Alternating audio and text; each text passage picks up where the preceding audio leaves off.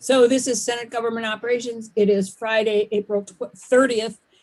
We are going to try to finish up the retirement bill. It is H449. And we need to get it out of here so we have a bill. So what I'm going to do is, and thank you all for joining us again. And I did get a message from Chris Roop that said that he would be joining us, but he has to be on appropriations and he'll join us as soon as he's free. So what I'm going to do is Becky has given us its draft V number 5. I was confused by that because I was looking for draft 5 point something, but it is posted on our website and we all got it emailed to us in addition, I guess. So does everybody have the right one? Right. Version 7. What? Version 7, I believe. No, I think that version 7 just has one change from version 5. So I'm not printing it out again. So I see under Becky Wasserman, I see as passed by the House, I see DR 1.7, and then I see under Jeanette's name version 5 on our website. Is there an updated one? Take the latest one from Becky, because I believe there's only one change from version 5 to version 7. Or just check your email, Allison. Gail sent it out probably like an hour ago. Well, I know she did. But Okay. I assumed it was All right. So the way we're going to do this committee is, because we have very limited time, we're going to start going through it section by section. And we'll see if there's agreement on a section. If there's agreement on a section, we are done. We're moving on to the next one. If there isn't agreement on a section, then we'll pass that one over and come back to it, so that we'll make sure that we get all the ones that are agreed on done first, and then move on to the others. Does that make sense? Okay. My husband told me last night that I sounded like a tyrant, and I apologize if I do, but so, okay. So section 1 is the definition section, and this has not changed for many days. And it is, are we in agreement on the definition of independent? That's the change we made. And what we did is we took out the section that says that they can be considered independent if they simply sign a disclosure form. We took that out. So are we okay with this definition? Yes. Yes. Okay. Any comments from anybody I'm looking at the rest of you here that aren't, okay, great. Everybody's okay with that. Done. Okay. Moving on to the 522, the Vpic Committee. We have made no changes on the makeup of the Vpic Committee. Is everybody okay with this the way it's written? It has one by Visers, one by VSTERS, one by VMERS, 2 by the governor, the treasurer, the chair who's appointed by the other members, and DFR or designee, and VLCT and the School Boards Association. Is everybody okay with that? Yes. Anthony, Keisha?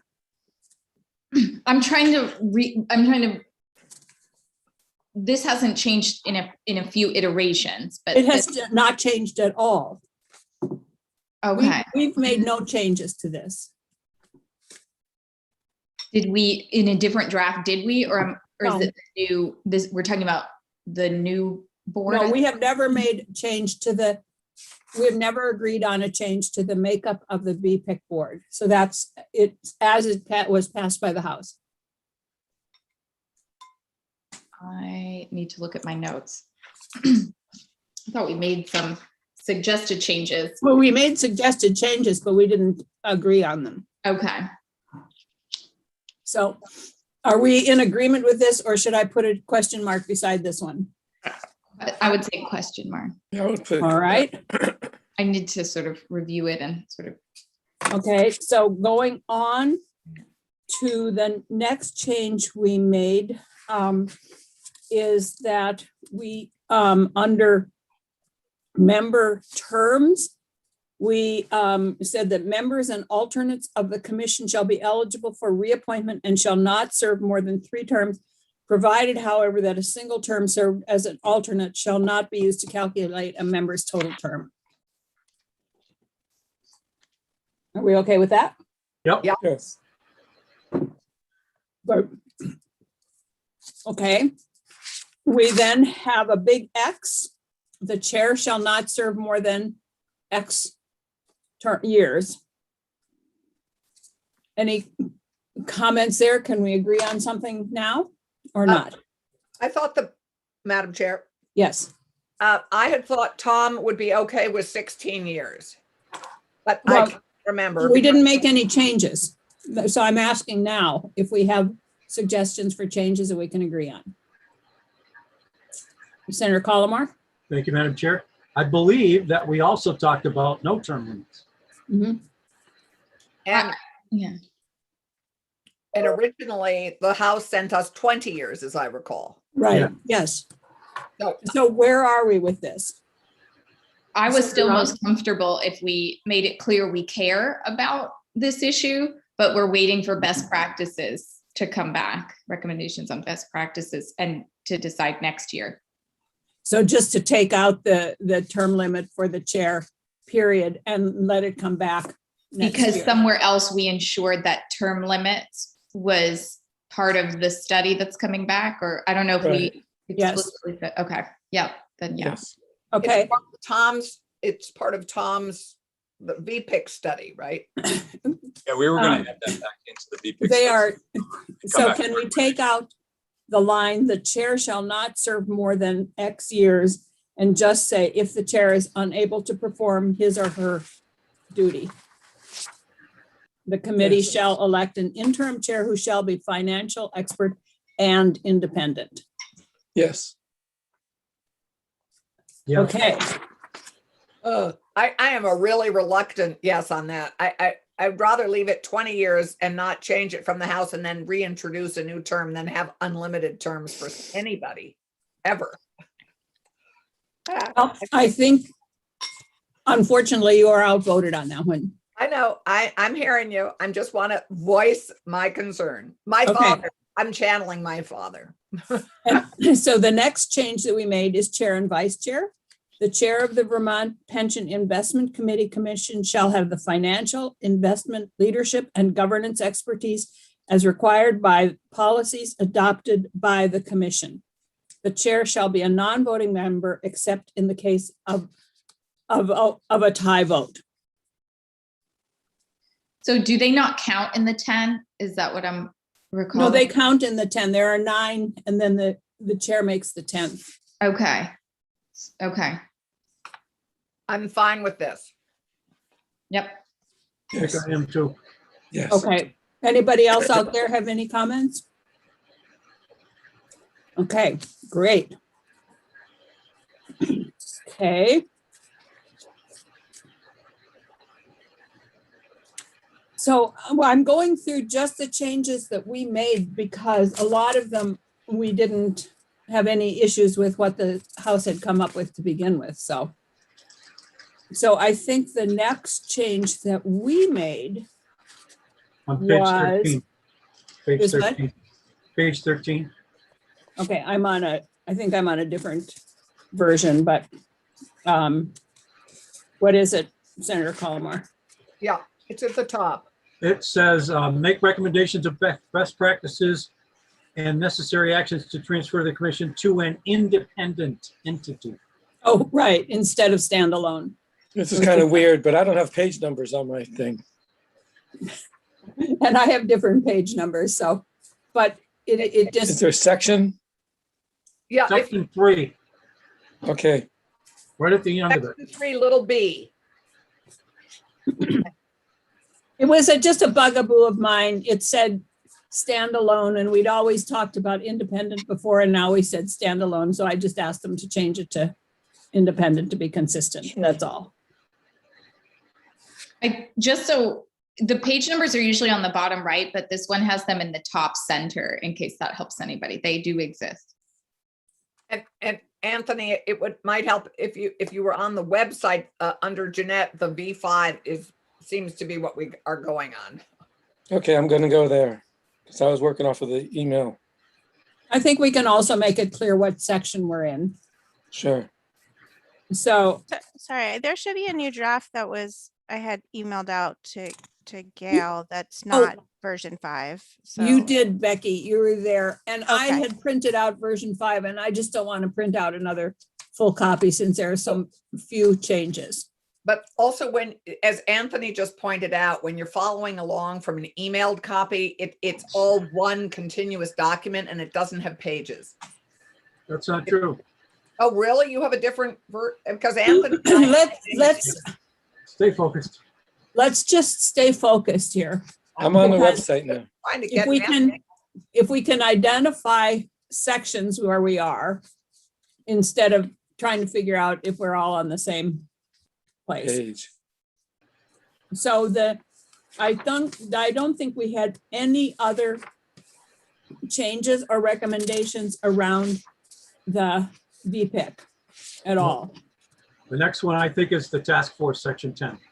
Right. I'm going to make a recommendation here on the task force membership and see what people think about it. We currently have 1 member of the House, 1 of the Senate, 2 appointed by the governor, the treasurer, 2 by NEA, 2 by VSEA, and 1 by VTA. I'm going to make a suggestion here and see what you think about it. 2 from the House. And the problem with only 1 from each body is that you can't get any political party representation at all. You really need to have 2.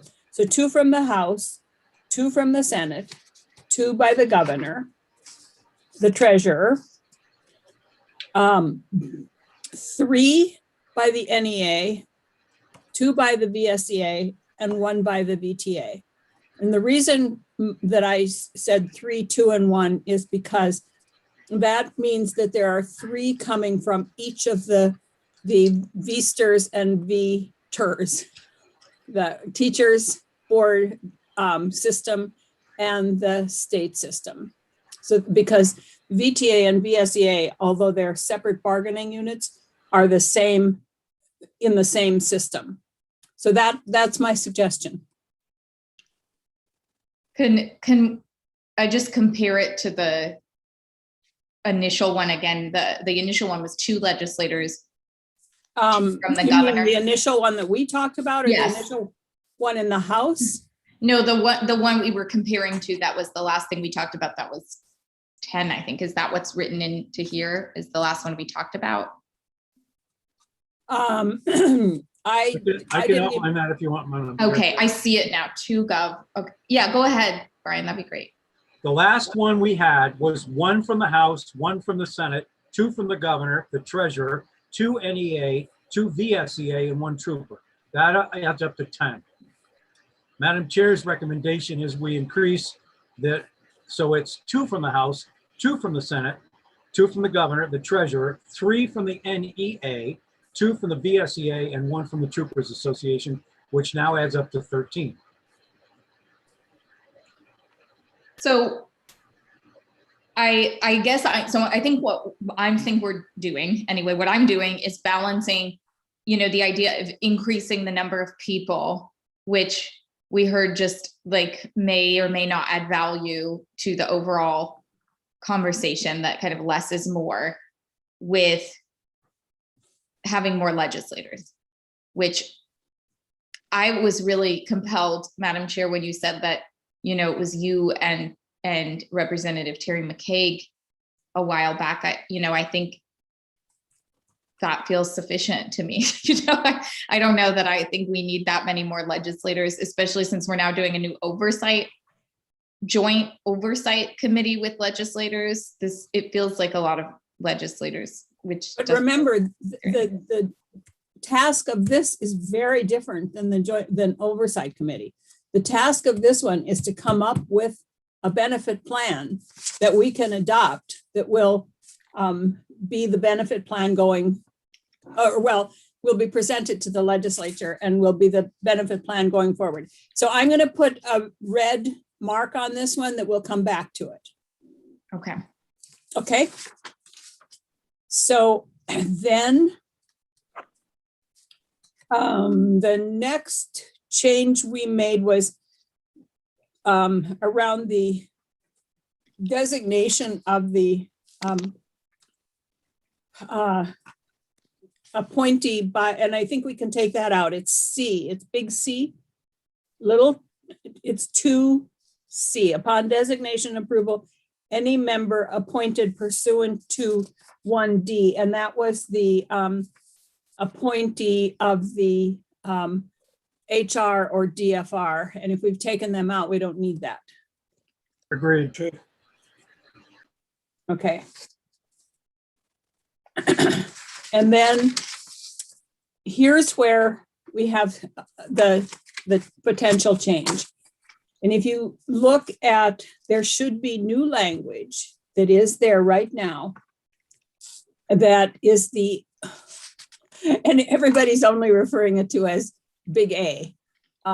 It's the goal, the fiscal goal. And if you see that new language, does everybody see that? Yep. Okay. So comments on that. That is simple. It's easy to understand.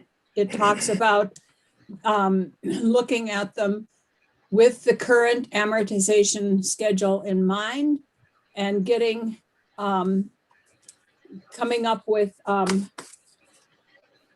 options for getting to the where we need to be. Anybody on the committee have questions about that? And if so, I'm going to let Tom answer the questions. I'm fine with it. I am too. It's much simpler, and I think it's great. Okay, committee, okay, Senator Rahm. Yeah, I mean, I think I like the language about developing a range of strategies. I think they should understand the costs and benefits without being kind of backed into a corner. So I Right. think this is what the language does. Senator Polina. I agree. I think Okay. it's certainly simple, which is nice. And I feel like it gives them more options. I was afraid before that they're going to be wedged into trying to meet certain goals that were not necessarily the most important goals. Okay, other people with us?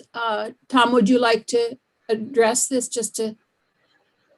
Yeah, I'll just say, Madam Chair, we tried to make it simple, link it to the amortization schedule so it wouldn't be an easy out by just re-amortizing, and also to give the task force flexibility in determining what they think is the best recommendations to make, while also maintaining some goals in there for the treasurer. The big question was whether we leave the 25 and 100% in there or not. That was the only difference from our conversation yesterday. So I think we left it out originally and then we put it back in. So I think it accomplishes those three goals. Treasurer? Yeah, I think that while we want to have different variations, it's almost impossible. For instance, if you said to lower the unfunded liability by 25%, and then you take a look and say, but you want to also lower the ADEC by 25%, the only way to do that would be to change the amortization schedule. When I'm looking at this just as a matrix, I'm seeing 16 different versions. Plus, if you wanted to have a no change, you would add another 4. You're up to 24 just standard variations of a theme to do all this. And then you have the nuances of everything in between. And again, that's simple math. It's more complex than that. You're going to have an incredible number of scenarios doing this. You can't do 25% of one and then 25% of the other without changing the amortization schedule out to an incredible period of time. And then you have to do it for each. So if you said 25% UAAL, the unfunded liability, and then you needed to schedule the 25, the 50, the 75. No, you're looking at the wrong one, Beth. If you're looking at the one that says 25, 50, and 75. Oh, God. Okay. My apologies. Okay. Yeah, No. you need to be looking at the one on our website that is under Becky Wasserman. That's draft one. There we go. Okay. Okay. I'm looking at the wrong one. My apologies. We're all a little April confused 30. here. I have one that was from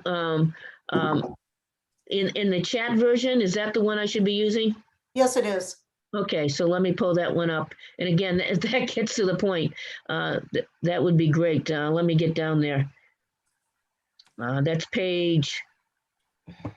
I had a 19.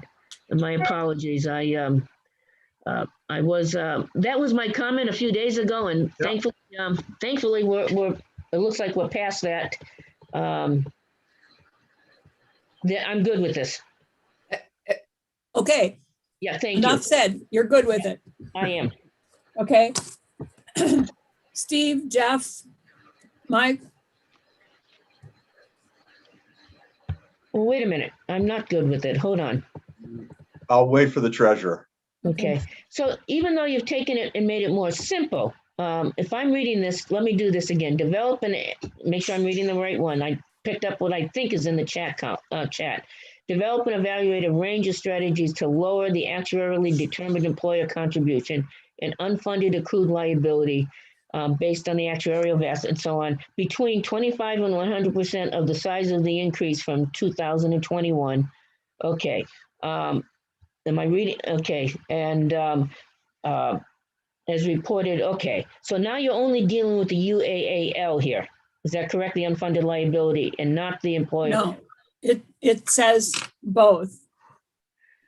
So the number of permutations that you're going to have on this or combinations are going to be extraordinarily large.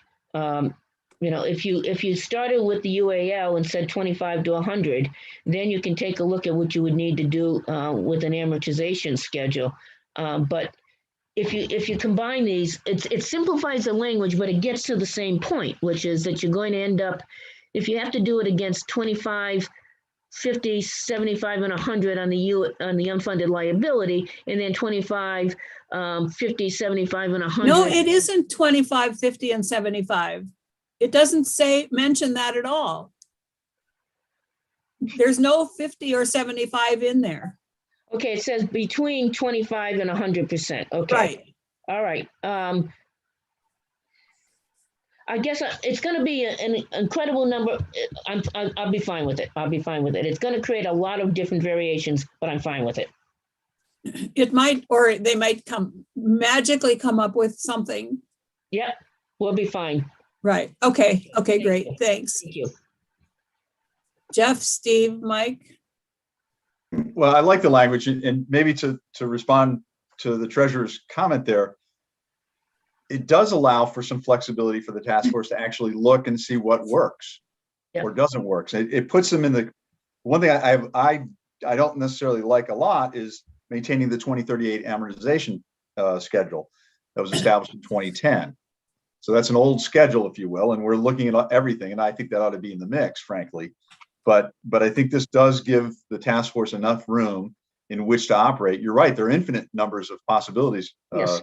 Madam Treasurer, but it does allow for them to figure out how to do that as well as they can, given all the other factors that they're supposed to look at that go on from there, B through J, I think it is. Yeah. So Jeff, if you look at D, however, it does give some flexibility there on the ability to maybe change the amortization schedule for a year or and what that would do, but not to put it off to 2058. I mean, Right. there's Yeah.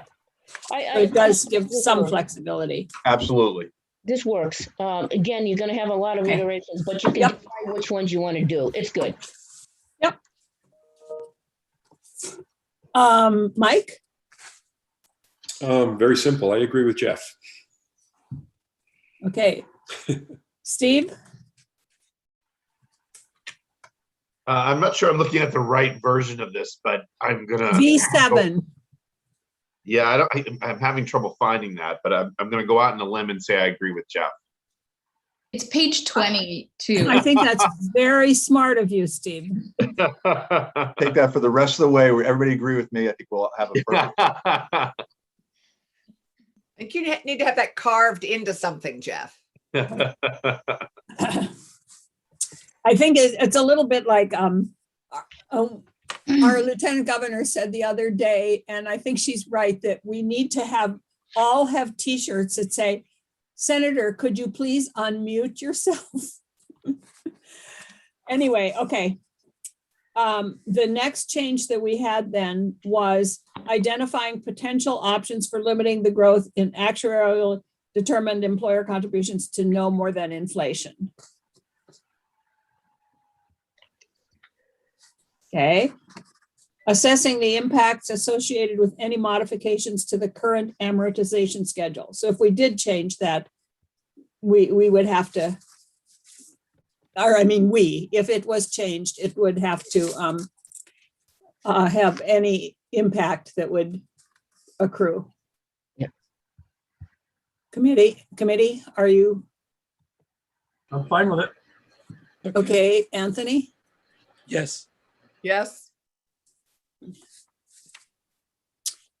Okay, the next change said, proposed benefit structures with the objective of adequate benefits, including an evaluation of a shared risk model for employer and employee contributions, cost of living adjustments with a focus on reducing any future increases to the actuarially determined employer contributions. I hate that word. Which of those many words? Actuarially. I think it's very hard to say. It is. Any comments there, questions, concerns? Good. Well, I mean, I'm just sort of reading it in the context of later it calls for, them to look at revenue and other ways of making this a sustainable fund besides just changing the pay-in amount, right? And I guess I'm struggling too with the word objective of adequate benefits. This section just feels a little bit kind of prescriptive to me as I read it now. Focus on reducing any future increases to the actuarially determined employer contributions. What exactly are we saying there? Maybe Tom.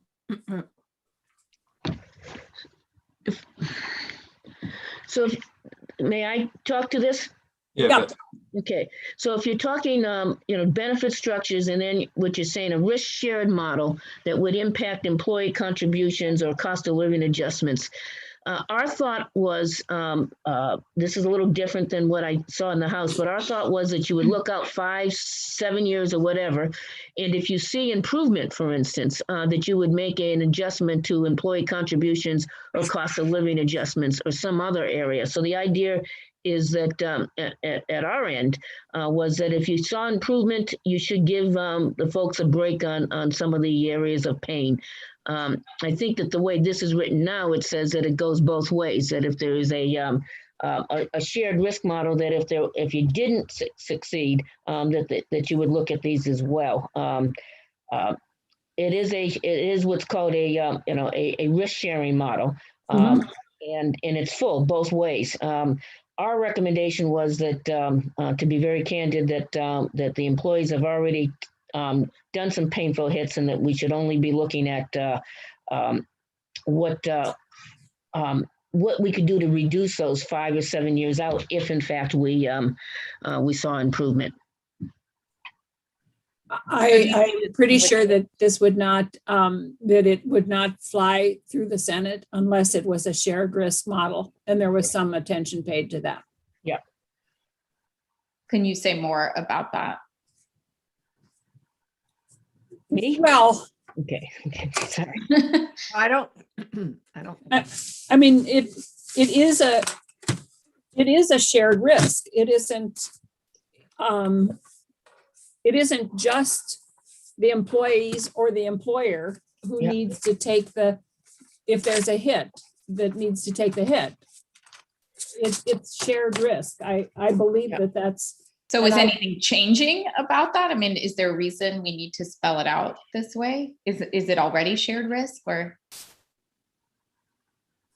is that changing? Tom? I think this gets to the idea of shared risk. There are some states that do add shared risk programs into place if they don't meet certain investment rate of return assumptions. And it's sort of the overage or underage or whatever it is would be, this language is very vague, and it gives the committee the ability to look at some of those other structures that are around, to maybe think of different options that would work here in Vermont. And it would be a way to share the risk between employees and employers in that situation. I think it's a little vague on purpose, so it gives them the flexibility to look at those states. I would argue a different perspective, but it can be dealt with in the committee. There is a mistake in this, which is that if you're talking about employer contributions, that is the ADEC, with a focus on reducing any future increases to the ADEC. So I think that what you really want to be saying there is any increases to the unfunded liability. Right. Yes. So Yeah, this is saying changing the increase in employer contribution, which feels like that doesn't make any sense. Especially since when you've got that up, the employer and employee contributions, employer does mean the ADEC. Right. So it's a risk model for that, and then impacting and then trying to reduce it when you might actually have to increase the employee and the employer together. So again, I think what you're looking at, the measurement is if your unfunded liability continued to increase, then you would look at contributions and you would look at cost of living adjustments. So you need to And change I, the Okay. and I would add to that I think part of the issue with this subdivision is that it's a bunch of different edits being put in at different times. So Yeah. when it came over from the House, it was just the employee contributions and cost of living adjustments as part of that shared risk model. I think at one point your committee discussed adding in the employer contributions to that, and then another iteration was adding in the ADEC. So I think that it is a combination of a bunch of different suggested edits, and so what the treasurer just said, I think is correct, that if you're adding in employer to the shared risk model, then the ADEC sentence doesn't make as much sense. So the question is then, do we just end it after cost of living adjustments, period?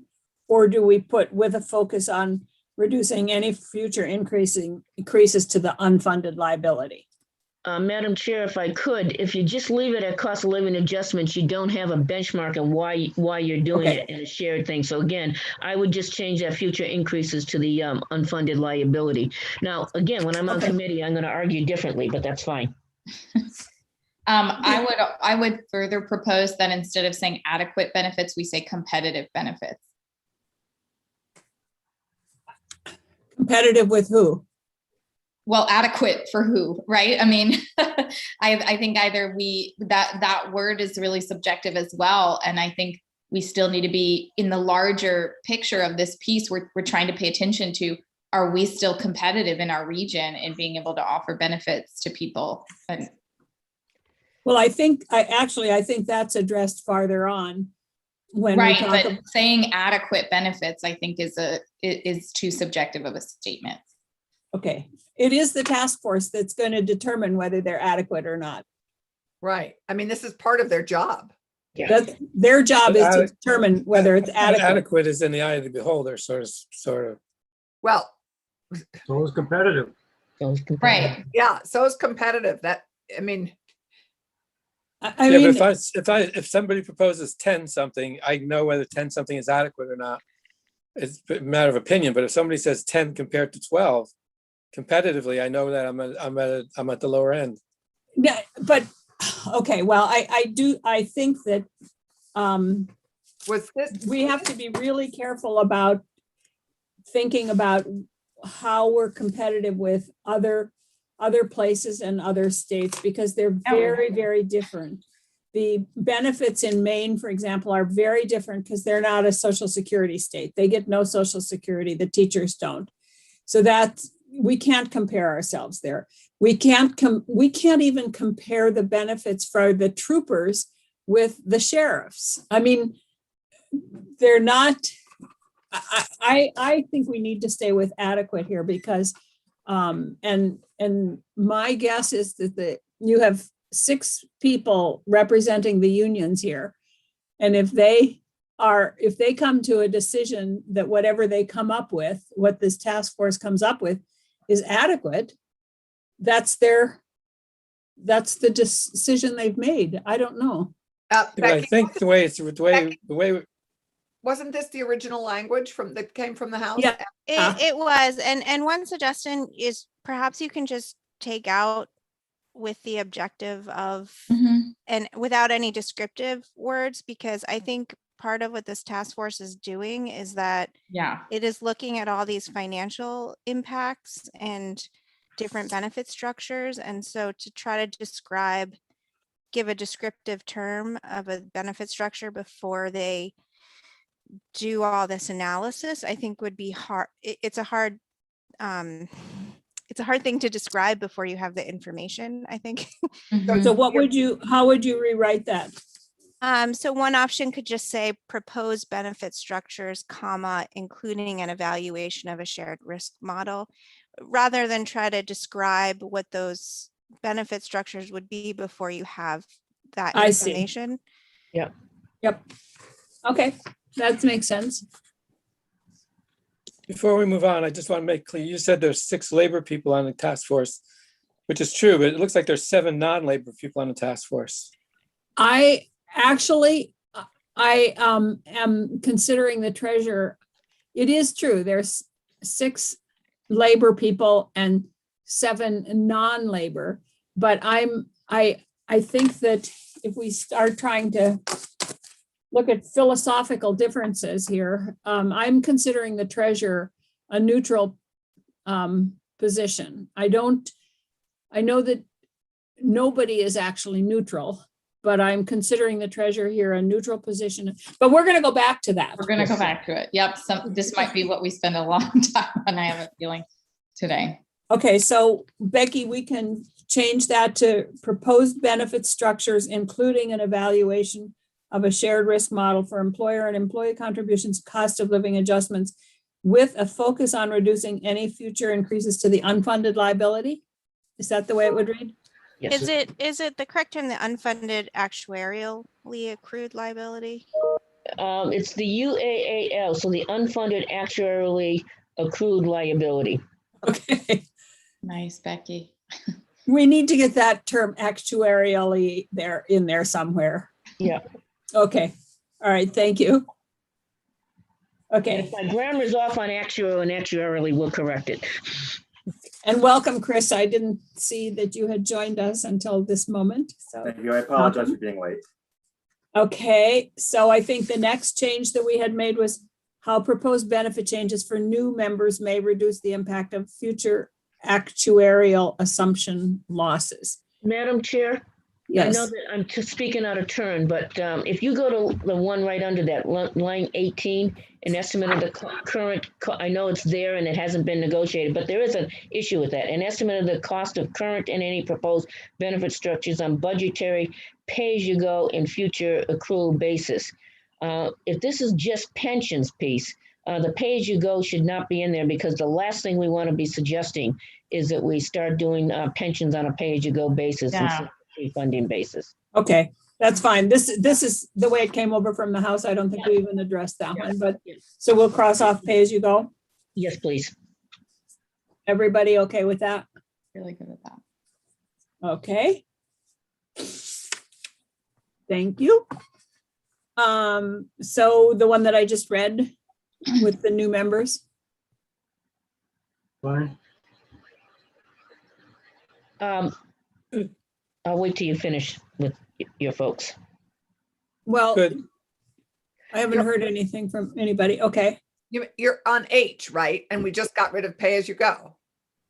No, I'm not on H. I'm on Roman at 4.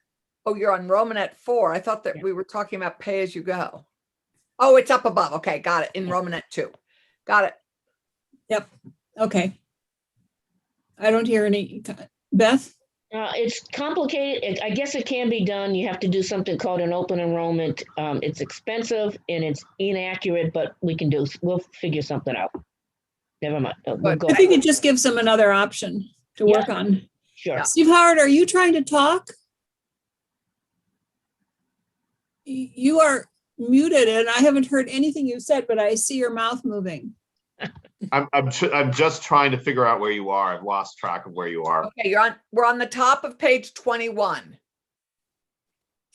If you have one with page numbers. Okay, there we go. Thank you. Okay, thank you. All right, is there any other thing before we get to H? Nope. Is H do it? Yes. Yes. Plan for pre-funding, identifying, including identifying long-term impact. Yes, yes. Everybody okay with that? Yeah. Okay. I think that on the next one on I, we did add to both active and retired school employees to lower healthcare costs for employees, retirees, school boards in the state. We added that language to the House. Madam Chair, when your members finish, I do have a comment on that. Committee? I'm all set. Me too. Me too. Okay, Beth? So this is a really big scope. Number one, you're talking active and retired. You're talking about benefit design. When you went through the state actives in the study committee, you had Jeff. I think that was a few years ago. It was a long effort. This is really a subject in and of itself. And it really gets away from the focus. If you were to do this, it eats up all of the time and it will eat up all the dollars as well. I think that this is something that we're not talking about when you're talking about health plan design, and for all these groups, it's something that's way beyond what I think you're able to get done in this period of time. And I think it diverts attention away from the main issues that we have. And I think it's something that, has other contexts.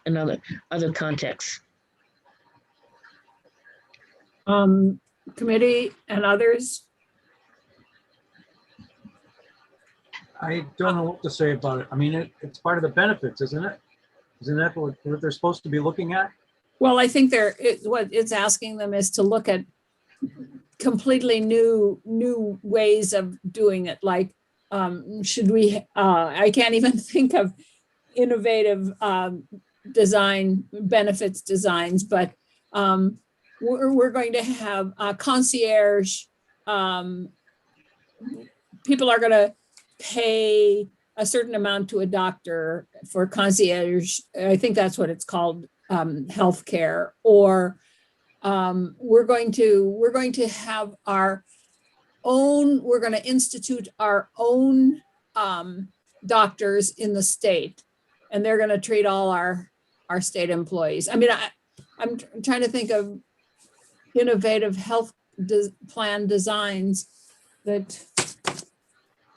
Well, it does. It is part of benefits, though. As Senator Collmore said, it's kind of, I think eventually it'll be hard to avoid talking about health benefits if we're talking about retirees.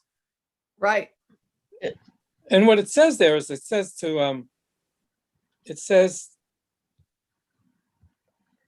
a plan to study health benefit design innovations. Oh, right. So it doesn't even, I don't think it means they got to get into great detail of all the options, but they have to give consideration to the options and then maybe come up with a way to follow through with some kind of planning process. And a You're plan, right. a way So- to further study. They I might mean- say, we recommend that there be a group that studies all these new innovations and, okay. Senator Rahm? I always go back to the question of, are we setting this group up for success? Are we giving them the requisite, time, money, and charge to actually accomplish this by October? This is getting really lengthy and kind of, I would side with the treasurer just in terms of, this one more thing, we're asking them to plan for a plan. Can the new Oversight Committee do that? Can they do something? Because this is too much to ask one group to do. That's a good point. I don't agree. I mean, this is a whole piece of the benefits. I mean, Well, I agree that it's an important benefit, but Could be its own study committee. I mean, this is a lot to ask them. right. you just passed an amendment. You just passed an amendment to pay for the OPEB, the healthcare piece. In the budget. I think. I mean, it's all money and it all needs to be addressed. And I think. Then do we give them another 6 months to do their work? I mean, this is just a lot for basically 4 months. I think it's a great group of people, and we'll see how far they get. And if they need more time, they'll ask for it.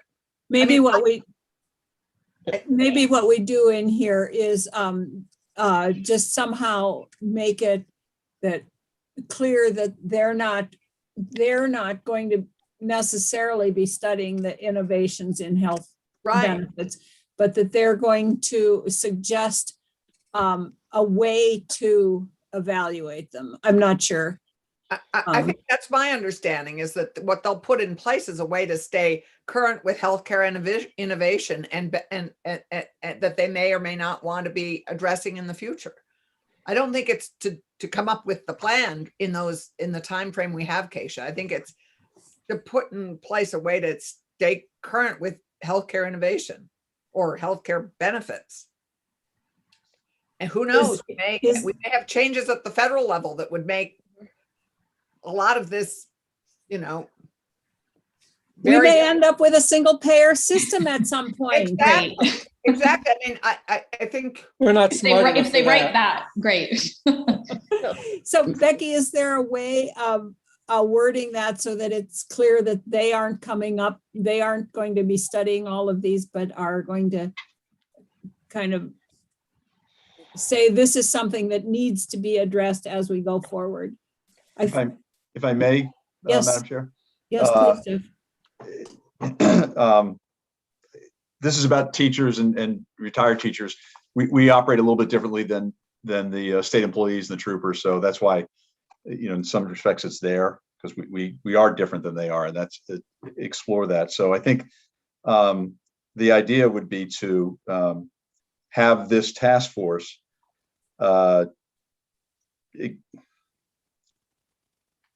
explore benefit design innovations. I mean, it's not, we're not asking, I agree that the use of the word plan is a plan to study that. If that's not clear, or if that sends them in too far deep into the weeds, that's not the intent. It's just sort of an observation that we operate differently than the state employees and the troopers, and to acknowledge that the post-employment benefits are healthcare, and we should look at how we do that. So that's what we were trying to get at, because you're right, Senator Clarkson, it was just a few minutes ago, you just put something into the budget.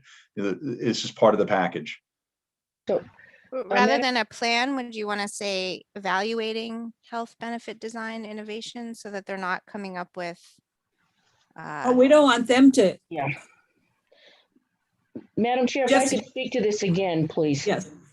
So when you're looking at the charges and what was going on historically, there were two issues. One was the pension and the unfunded liability, the growth in the ADEC. And at that point, we were looking at whether you had structural changes or revenue or a combination thereof. The issue with the teachers, with the OPEBs that we were addressing, was the issue of pre-funding and strategies to get there. And Senator we might get part of the way there with what's in that, what's in the Senate bill. And I'm extraordinarily appreciative of the Senate's efforts there, and thank Senator Kitchell quite a bit on that. But right now, the teachers in the state, the teachers actives have very different plans than the retirees, extraordinarily different plans. If we start looking at this, we're walking away from the focus of how are we going to fund it to lower the costs. And again, I would agree with Senator Rahm that this is going to get into a diversion. And even the way that Jeff just described it, I think we're getting into structures and understanding of what those structures are to develop a plan that divert us from the main attempt, which is to lower the cost. And in the case of the teachers in the state, it's how do you get to a funding mechanism. I do believe that you need to take a look at issues. Several years ago, some folks discussed whether you pull the teachers and the state employees into one healthcare. Yes. That said, it's outside of the range of what we can do here. I would recommend a different study for that. This is going to overwhelm the committee once we get into this discussion. I think I've been trying to push that for years, Madam Treasurer, that everybody who's employed with any public dollar should be in the same healthcare system. Any public dollar. Yeah. So I think that we might want to explore that with a different committee. I think that, again, this is going to bog us down in just defining what it is and what things we should study and what things we should not study. And it gets us away from the purpose. I have every interest in looking at healthcare, as do you, but I don't think this is the committee to do that. I would love to have conversations. We are going to be submitting something that's going to significantly lower the liabilities without changing benefits for the teacher system very shortly. That said, going through a process of trying to do it in this committee is I just don't. It takes us away from the most important goals of this committee, which is to lower the unfunded liability for both systems and to get to pre-funding for both the state and the teachers system. Jeff, would you be? Oh, Senator Cullimore. Thank you, Madam Chair. So Beth, are you suggesting we don't make any reference to health plans at all in the bill? No, I think. Sure. I'm sorry, sir. That's okay. Could we just sort of make it really generic and say that the task force could gain an overview of health, I don't know how to word it, but for both active and retired teachers, and just leave it at that? So that they at least look at what is in place now and what could be in place at some future date, but not get in deep into the weeds. But again, I think it's an important enough issue. I would hate to not at least say something about it. Could I raise the point? Oh, sorry. Yes, please, Becky. So the task force ultimately is working on a report that's going to be recommending legislative action. So with that in mind, if it's, I don't know how helpful it is for the task force to just be looking at an issue if they're not going to be ultimately recommending anything in association with it. So I'm just wondering if it's, this could perhaps be something if you have an oversight committee that is, one of the tasks of that oversight committee could be to recommend to the committees of jurisdiction that they could work on this issue or something to that effect. But it does seem like for this task force with the ultimate goal of making a recommendation for legislation, that if they're not going to be coming up with some kind of recommendation, I don't know if that's the appropriate place for them to just be looking into it. Well, it is the only place I believe that we mention health benefits at all. I mean, everything else is aimed at the pension. That's the whole goal of the task force. So maybe they could be recommending to committees of jurisdiction. I mean, I'm perfectly happy actually to just leave this out and say that this is something that has to be addressed, but not necessarily by this task force. But then who does? Because it is a huge piece of the cost of retirement for anybody is the health. But the healthcare benefits are different than the pension. Right. True. Right. That's They Right. are, but they're necessarily tied together that they're paid for with dollars. thank you. Yeah. Yeah. They are tied together. We just saw it tied together in the budget. I mean, we just had a stark illustration of this. So, I mean, it's sort of awkward that they're separated, actually. I mean, I think that they're all a piece of the benefit. I mean, they are benefits. Again, may I comment again, if that's all right? Yeah. Okay, I think what I heard from Becky was perhaps moving it to the Oversight Committee and saying the Oversight Committee would deal with pension and other post-employment benefits, which is healthcare. And take a look at that. Right now, the change that we just made was about funding, Senator, and the changes that we need to make to lower those liabilities by $1.6 billion is how do we pre-fund, not necessarily the benefits. That said, the Oversight Committee could certainly hear thoughts on that and make recommendations. And I think that would be a better place to put that. Senator Polina, you haven't said much. I'm in a quandary over it, to tell you the truth. I think it's really important, but I actually think it's really a big job. Mhm. I would lean towards leaving it out, I think, just because I don't think they could do a good job at it in the time they have, given everything else they need to do. I say that with regrets, to be quite honest, because I think it needs to be looked at, but I think it's impractical to expect them to be able to do it. Well, but it's asking them to put a plan into place to address it. Right. I thought that's all this was doing. It needs to be addressed. Okay, Yeah, so- no, I agree. Let's make it clear then that all they have to say is in their recommendation is we would ask the Oversight Committee to look at a Right. plan, how to study healthcare benefit design innovations, and with this in mind. We're going to tell that all we're going to do in this is going to take 5 minutes of the task force's time to say, we're going to tell the Oversight Committee to look at this. And they're going to say, why didn't government operations just tell them to make the Oversight Commission do Yeah. this? Right, exactly. All right, where are we?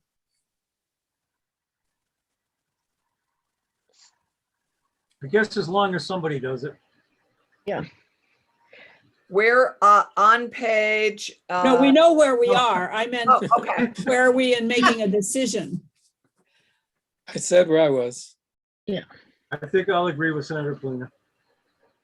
And remind us, Anthony, what are you recommending? With regrets, I think we should not impose this task on the task force. As much as important as the healthcare issue is, and we all know how important it is, I don't think they could do it justice while they're doing all this other stuff between now and what is it, September, October? I mean, it's really asking a lot. And many of the people who will be on the task force will know the kind of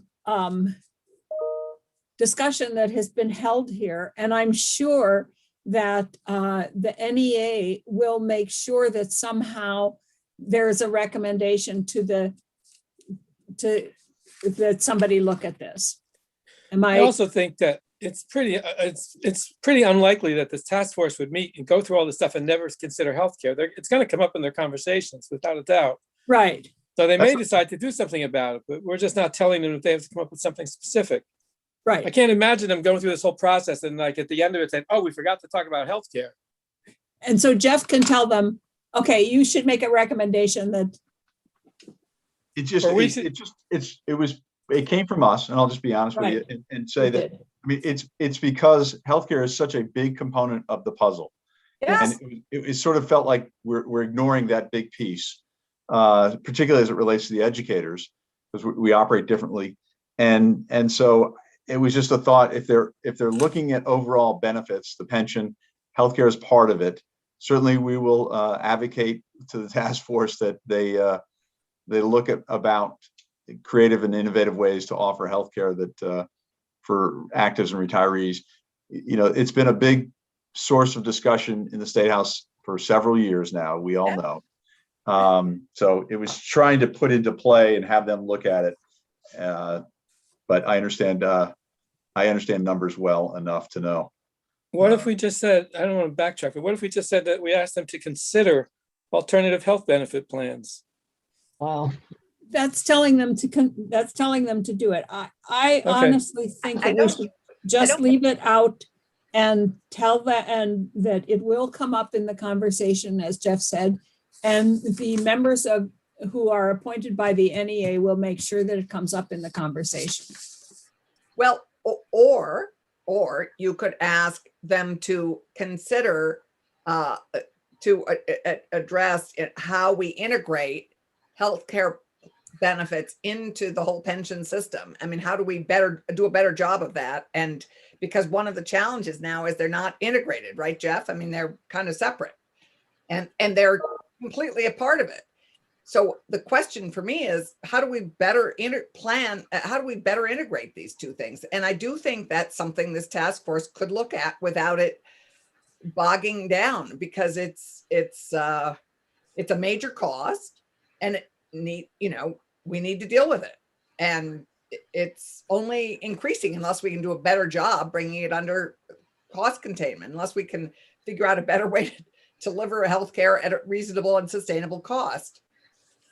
So I think maybe the question is, how do we integrate long-term? How do we integrate healthcare benefits into a pension system? That is a whole study in itself. That isn't something that this group can take on and do with everything else they have to do. I just don't believe that they can. But they could say, we need to do this. Right. And my guess is that Jeff will make sure they do say that. Okay. I mean, Was this in the House version as it came over? No, this came from the NEA. Okay. I'm comfortable, as I said before, as long as someone looks at it, leaving it out. How do we make sure they look at it without stating it as one of the goals? I mean, There will be members of the NEA on this committee. And my guess is they will bring a recommendation back to the legislature that you need to do more study, and you need to figure out how to better integrate the healthcare into the, if they don't, then it isn't a big issue for them. Let's call the question. Okay.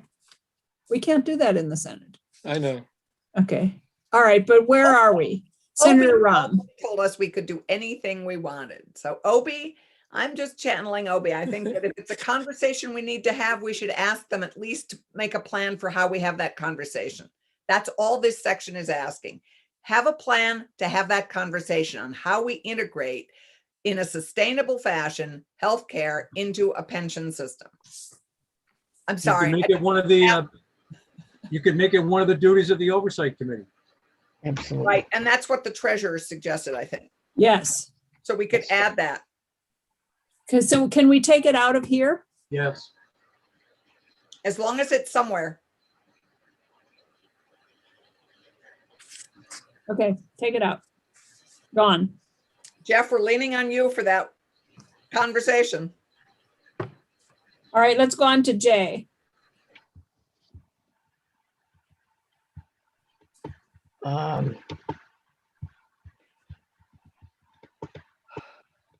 Just sort of a awkward sentence on line 16 and 17.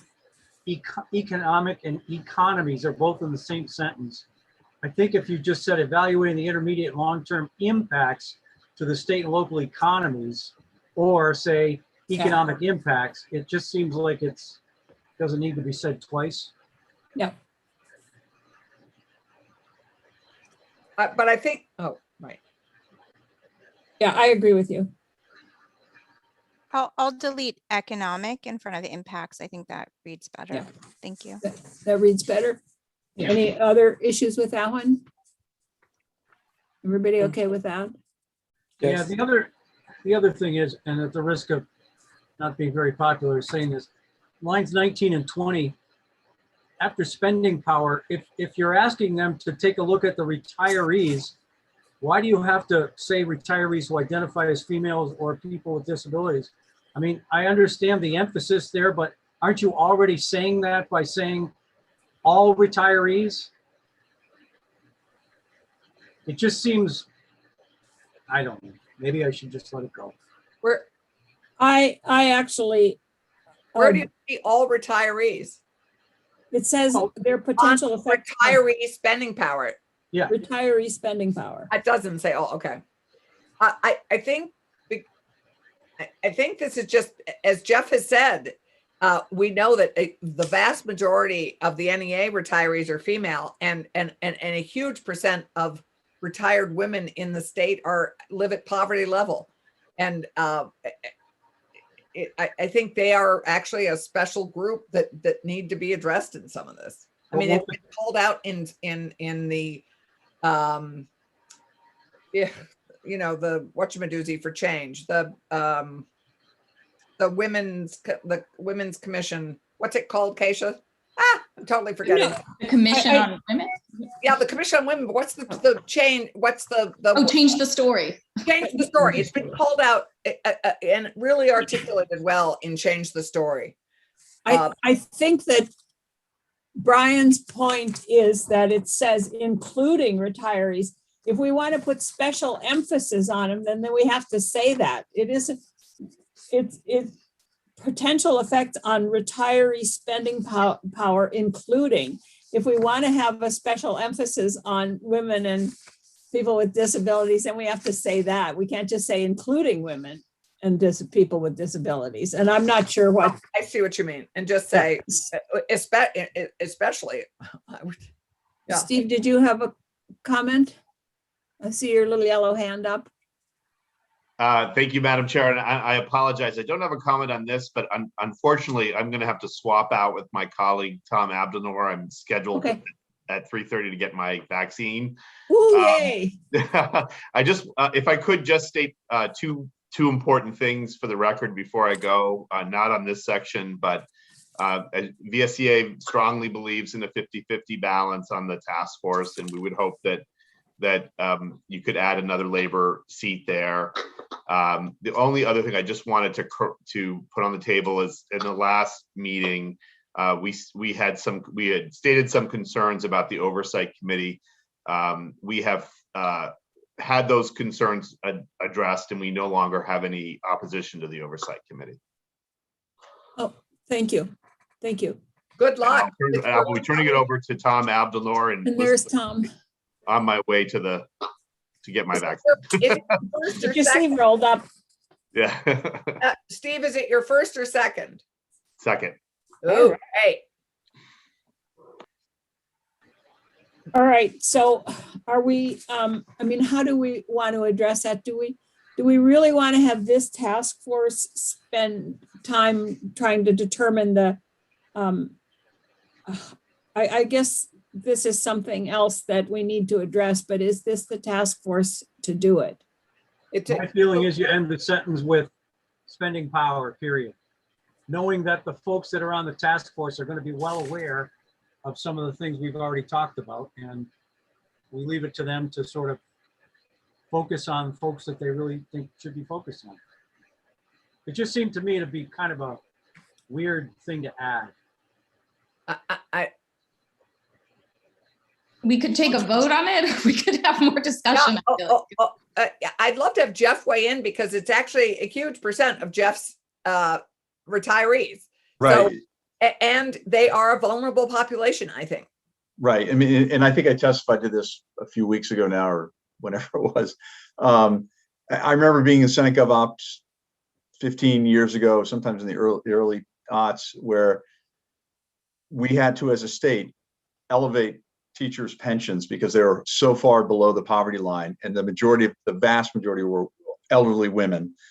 And so this was born out of that history, and trying to understand, okay, if you make changes and they may be appropriate now, what are the long-term effects on those people and their spending ability? So they, the Retired Teachers Association annually puts together a report about the amount of money their members spend in the state. And I'm sure the State Employees Retired Association does something similar. So they have an economic shot in the arm, if you will. Steve just departed, to the local economies. And if you reduce that ability to have that shot in the arm, what does that mean? And so it's sort of a way to just have this task force look at their possible decisions and the possible impact on the local economy. Can I just make a suggestion here for a word change? Their potential effect on retiree spending power, particularly those who identify as female and persons with disabilities. Right. Instead of saying including those, because they're already included. Right. They are included, and we'd like to have them spend more. Okay, can we agree to that or not? Yeah. Yep. Did you get that, Becky? I got it. Okay, great, thanks. Okay, moving on. Okay. And this deals with the issue of recruitment and retention. Right. I'm fine with this. Okay, Senator Rahm? Did we move on to a new statement? Okay, Okay, Okay. I'm looking at it now. and we've made no changes to this since it was put in. Right. Yep. Senator Collmore? I will, however, note, Madam Chair, it's kind of interesting. Line 23 and 20, and then the first line, the next line, an evaluation of any proposed changes to current benefit structures, which could include healthcare. So Good point. back to it again. We could call it out. I'm fine with You know- leaving it in. I'm fine with leaving it in. I just wanted to point that out. Yes, I see it. Thank you. I mean, as the one who originally had the concern about layering too much on this group, I have come full circle to see that it's fairly benign if it feels like it's going to keep coming up anyway for them in their consideration. So, What are you talking about? I'm sorry, we're talking about healthcare again. I thought so. I just Okay, it no, seemed we're okay. done I with didn't know if healthcare. Senator Collmore wanted to I know, stay there. I Okay, know. I'm going to tell Senator Collmore never to say that again. I'm sorry. Because we don't want to go back there. We don't want to go back there. I promise I won't today. Madam Okay, Chair, if I may, I think I need to correct the record. I said I didn't think it came over from the House. In fact, there was language in the House going back to just the healthcare. So I know that the word that shall not be spoken apparently, but it was included in the House version as passed differently than this, and hence the yellow language. I apologize. I said that incorrectly. I forgot that. well, So I have remember, this is always also going to a conference committee. So if it came over from the House, it'll be in the House version. that's true. Or we could add here on line 1 on page 22, including healthcare benefits. No, Okay. all right. I think we need to, the issue of healthcare benefits is unique to the teachers.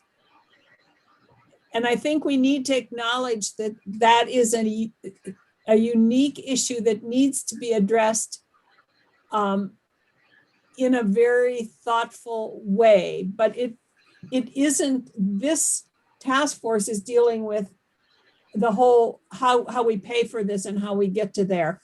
And I don't think, while we need to do this is unique to the teachers. This doesn't affect the state employees. That's because they're self-insured. It's because, Because they're, Well, like you said, it'll come up in conference committee, so I don't think Right. we need to worry too much. can we move on to K? Yes. Still Yes. add it up. Are we okay with that? Yeah. Yes. Okay with K. Okay, If I could add just a comment, it's going to be almost impossible to do. We tried to do this for the pension at the request of the retirement boards, the Board of Trustees. And actuaries cannot predict future behavior. right. So we will do what we can to do some scenarios, but it is impossible to say how this is going to until you get history. And you see the results, but they can't tell you how many people are going to retire because of this, or how many people are going to stay, or how many people are going to come in. It's just not something that an actuary can help us with. We could look at history of other places perhaps, but I mean, I needed to point that out to you. We tried to do it for the retirement boards and failed. And it is a question that, because of the way people, there's a whole different attitude now, I think, among people about what they want out of a job, how long they're going to stay. Is a retirement benefit, does a 20-year-old really think about their retirement benefits? Or, I mean, my nephew turned down a job with the state because he needed the money now. He didn't need a retirement plan. He needed a higher salary now. And so he took a job with a higher salary so I think that there's some differences also in the way people think about their jobs and how long they're going to stay. And most people don't stay in jobs for 30 years anymore. Yeah. Anyway, we can leave this here and see what they think. Sure. Okay, let's go to the task force. Fiscal assistance from Joint Fiscal Office and State Treasurer. Okay with that? I'm not sure what line we're on. Oh, there we go. Yeah. So I would think it should say the office of the treasurer, because the treasurer is on the task force. There you go. At the moment, we haven't had that conversation. We're Well, not- I mean, let's say the treasurer's on the task force, then it should be, I understand wanting the office, but otherwise the treasurer can't do both. Agreed. And maybe that's, Thank you for saying that, by the way. Well, whether she's on the task force or not, it probably should say office. Yes. Thank you, Come out of your Senator pocket. Ram. I'll make that Okay. change. And on 2, was this a question, Becky, about whether it's the Office of Legislative Counsel or the Joint Fiscal Office that contract? Yeah, so this was a question. So both Joint Fiscal and Ledge Council do contracts. We typically work together. It's something we can work on together. I think Okay, JFO has been working with the actuary already, so I don't know if it's more appropriate for them to sort of be named in the legislation. If that's the case, I mean, I am the person that does the contract, so I will sort of state that I can happily help them if Ledge Council is not named on there to draft it. It's just a matter of who's actually issuing the contract. And I think that they have been working with the treasurer's actuary already and have, I don't know if there was a contract in place, but with that in mind, it might be more appropriate for them to be named. And I think I would also mention that some point 250,000 was mentioned for this. I think the budget has gone forward with 200. So I just don't know if it's kind of too late to change it at this point. I think it's probably too late to change it at this point. We had 200 was in here originally, and I think that's what the appropriations went with. And my guess is that if there's an issue with it, it'll be dealt with somehow in budget adjustment. or we can deal with it in conference committee. I mean, it's just on its process. So, I mean, it's just in its little progress over to the House right now. So, I mean, or about to be, because we haven't voted on third reading. So I don't think the House appropriations had anything in there. right, but we can, anyway, we could change it, try and change it if we needed to. Okay, I think, but, so Chris, is JFO the appropriate? Madam Chair, I would make the suggestion if this doesn't violate too many drafting conventions to say Office of Legislative Counsel, like, and Joint Fiscal Office or Joint Fiscal Office, because but between the two of us, we can figure this out. And both offices are funded from the General Assembly. Right. So Becky, however you word that will be okay. Typically, we just name one of One. them, but I will run it by Steve or Catherine at JFO to see how they want to word it. Okay. Okay. So you'll take care of that, but we are in agreement that that's the way we should be doing it. Committee? Yes. Yes. And would you Okay. like me to change it back to 200,000 for now? No, we're taking that line out completely. Oh, so no appropriation? No, it's in the appropriations bill. It's already Oh, gone. I see. I Oh, see. I see. They'll pull it out anyway. what, No, let's finish with this Okay. first. okay. Okay? Which one? The legislative council thing? Yeah, and Becky will come up with the right language on that. Anthony, you keep popping around on my screen. I can't keep track of you. I haven't moved an inch. I don't understand it. There's many things about this technology we don't understand. Madam Chair, anytime anyone else comes in or out of the meeting, it shifts. Okay, so we need to take out the line, the whole appropriations line. Because it Okay. is in the appropriations bill. Okay.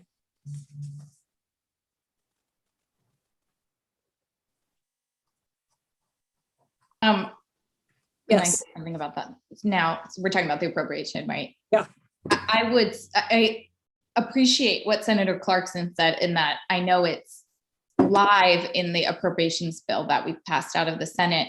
And if somebody who feels qualified to could start to talk to us about like a more itemized budget, or I know it's one thing to kind of live within what it exists at 200,000, but we've added a lot of different pieces to what they're charged with. And I just feel like it's worth knowing if 200,000 feels adequate or not. Well, I would say that I don't think there's much chance of changing it now. It is in the budget, and we would be asking them to change their budget. And so Right. I think that we have to stick with the 200,000 that's in the budget. And if it looks like it has to go over that, then we will try to make some changes in either other money that's in the legislative budget or in budget adjustment. I don't know how we can do that now. I think we have two options. We have one option is to go to our House counterparts after the budget actually has third reading and suggest that this increase would be appropriate. And if they argued for it on their side, that might be great in the conference committee of the budget. And the second option, if that fails, is there's always money that can be played with if things go over in legislative budgeting. So because of all these study committees, there is flexible money for study committees and support for that kind of thing, because you never fully know. And Right. so there within our legislative budget, this isn't so expensive that it would throw anything. Right. I think that is the better way to do it. I don't remember that in the original House budget, if there was, Bill, that there was an appropriation. I don't think there was. So if there was not an appropriation, it's going to be hard for them to argue for a higher appropriation than the Senate. It's never, it's I maybe, think we should just leave it at $200,000, and we should trust that if it goes over that, there will be money somehow in the legislative budget. Right. I think I just want to name There the, was, just to be clear, there was 200,000 in the House version. Oh, there was. Okay. And now we've In the asked for House two- version of H449, not the House. Oh, Not the House Budget. budget, but in the Okay. House version of H449, which came to us. okay. I would recommend that we end this conversation. We I have agree. $200,000 in there in both budgets. And if it goes over, there will be ways of dealing with it because it isn't as if it's $1 million. There will be ways of dealing with it. And I don't think we should be any more prescriptive on how they spend the money. That's going to be up to the task force to work with JFO and Ledge Council to say what it is that they need. Yes, Senator Rahm. as we put this issue to rest, I just want to say for the record, my intent in raising this is that I wouldn't want any of the stakeholders here or who are watching to have the argument made to them, oh, you know, we just don't have enough money for a second opinion on this piece or a sort of Yeah. second study. And so I'm just raising it now so that everyone's clear there might be the ability to appropriate more and nobody should be shutting down debate around expert testimony because of cost. No, I mean, if it gets to 500,000, I think we probably Right. need to shut it down. But yeah, okay, so we're okay with taking that out.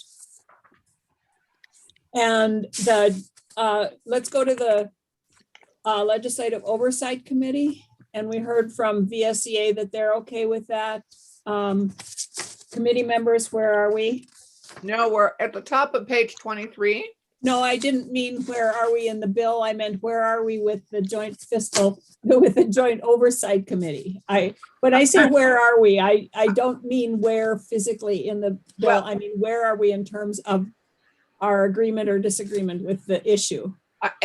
You just skipped the dates, so I assume that you're assuming we're all okay with the dates. So so are we going to check that off? Oh, well, we hadn't changed them since we originally I know talked we about had them, changed so. some other things too that we visited. So I assume we're all okay with the dates. Yes, Right. Okay. Yes. Okay. Oversight Committee? I appreciated Steve Howard's comment. Can you remind us of what He that said was? he was okay with it. Oh, okay. okay with Okay, it. I thought there was something. I'm groundbreaking. okay with it. Okay. I'm happy with it. I'm okay with it too, and I think we kind of agreed that on page 25 under powers and duties, we make some reference to the provision about them looking into the healthcare stuff. Yep. How to integrate sorry. the healthcare benefits Yep. into the retirement system, into the pension system. Sorry, can you restate that change? I didn't quite understand where you were putting that in. Which one, Becky? It wasn't a change, it was an addition. It was Right. And I thought Charging the pension, charging the oversight committee with reviewing or looking at the alternative healthcare issues. Mm. I didn't say how that to very well, but integrate. that's what it meant. It's really the question of how do they integrate the healthcare benefits in with the pension system. So the Pension Oversight Committee is in statute, and if you want them to have a separate, like a specific reporting requirement, I would then make a different section to say that they would look at this issue and report back, by a certain time on that. So do you have a timeline for when they would come back to the legislature with that? Well, I thought we were just putting it on their to-do list. Like an ongoing. Yeah. so they stay current with healthcare innovation, healthcare changes in healthcare nationally, statewide. I don't know, Jeff, you've got ideas, I'm sure. Yeah, so I was wondering so it's already there, Becky. They've got a charge. So I assume this is adding to it. And I think the assumption I was working under is if it's not going to be in the task force's charge, you'd pick it up and lift up what's currently there and put it into the oversight charge, the charge of the oversight committee. Because, what we're coming at is teachers are different than the state employees, and should the Oversight Committee look at that exclusively, not. Maybe that's the way we say it, is that the Oversight Committee needs to look at the difference between the teachers' OPEBs and and how to integrate them into, I don't know. I thought you were going into place. That's why I was shaking my head, Madam Chair. I think that's right. If you're just looking at the teachers and retired teachers, because they operate differently, and the Right. question is, is that good or bad? I don't know. Right. So they're going to review the how the health benefits relate to pensions for the teachers and how they might and in terms of innovations that are happening around in healthcare. So would you make that charge number 4? Yeah. Okay. So I have a thought. Yeah. So I actually don't know what, besides it says, the committee shall convene during session at the call of the chair. Are there other ad hoc or the kind of non-standing committees that it's worded differently so they do meet more often during the session? No. Okay, because when I was on legislative IT, we met during session. Right, but that's a different, right.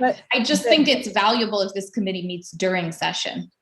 It should be able to meet whenever it needs to meet.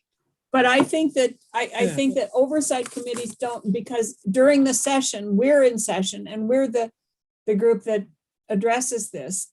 Just like judiciary addresses judicial issues during the session. But during the off session, you need a group that keeps track of and has oversight over those issues.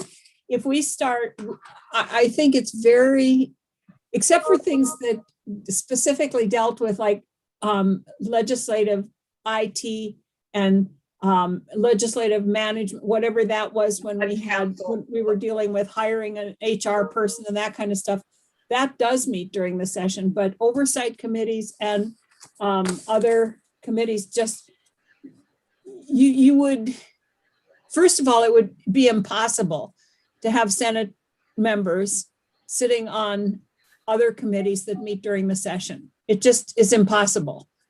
And I mean, I can see they're having unfinished business that they wanted to take action on or something, or make a recommendation on, and meet it in the beginning of January still to finish that up. I mean, that says that at the call of the chair, they can meet. Oh, great. Then that's fine. But I don't think that they should be a regularly meeting committee during session, because we are, I don't know. I have it's an oversight. Really strong feelings about setting up other committees that meet during the session, that take time away from standing committees, and there just isn't time for them to meet otherwise. Well, or we're just all tired getting up early. So we did move it to the following year, right? Yeah. I would say that it shouldn't even start until January 2022. Right. Right. That's what we agreed on, I thought. Yeah.